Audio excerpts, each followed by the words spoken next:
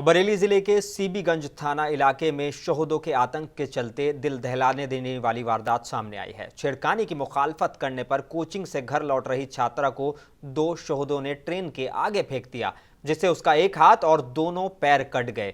और बता दें कि छात्रा जिंदगी और मौत के बीच जूझ रही है, उसकी कई हड्डियां भी टूट गई हैं। अस्पताल में भर्ती छात्रा की हालत गंभीर बनी हुई है। पुलिस शोहदों की तलाश कर रही है। खबर है कि 2 लोगों को गिरफ्तार भी कर लिया गया है। सीबीगंज थाना क्षेत्र के एक गांव की रहने वाली इंटर की छात्रा शाम को सीबीगंज में कोचिंग पढ़ने जाती है। उसके चाचा वकील हैं, जिनके मुताबिक उसके आने जाने के दौरान एक युवक और उसका साथी उससे छेड़छाड़ करते थे।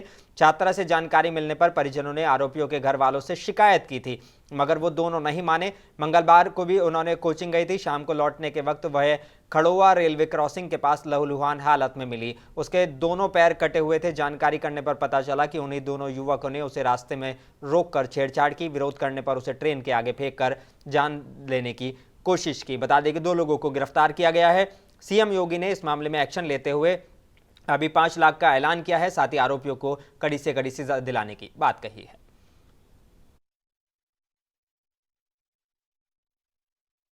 मैं बताऊं कि बहुत ही दुखद घटना है और उत्तर प्रदेश के माननीय मुख्यमंत्री ने इसका स्वयं संज्ञान लिया है।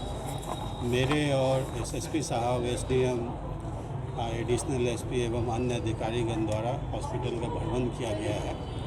अभी तक अभियुक्त और उसके पिताजी को अरेस्ट कर लिया गया है और सरकार की तरफ से, और मैं भी आपको एश्योर करवाता हूँ, हमारे साथ एसएसपी साहब भी हैं, कि अभियुक्त का जांच करके कड़ी कार्रवाई की जाएगी। जहाँ तक कि बच्ची का सवाल है, प्रिया कश्यप नाम है, एज लगभग 16-17 साल है। तो अभी ये भास्कर हॉस्पिटल है, वहाँ हॉस्पिटलाइज्ड है। मैं और एसएसपी साहब मिले हैं। परिवार ने हमें तहरीर दी है, उसके आधार पर मुकदमा पंजीकृत किया गया है।